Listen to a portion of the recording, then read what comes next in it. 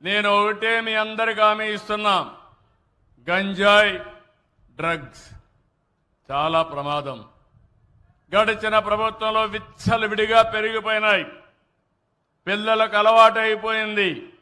కిరాణా కొట్లో కూడా దొరికే పరిస్థితి వచ్చింది.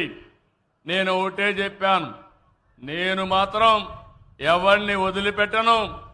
గంజాయి అమ్మినా, డ్రగ్స్ అమ్మినా, అవి తీసుకున్నా తాట తీస్తానని మరొకసారి మీ అందరికి హామీ ఇస్తున్నా. మన పిల్లల భవిష్యత్తు చాలా ముఖ్యం. ఇది ప్రమాదకరమైంది. ఒకసారి అలవాటైతే ఆ అలవాటు నుంచి బయట రాలేరు.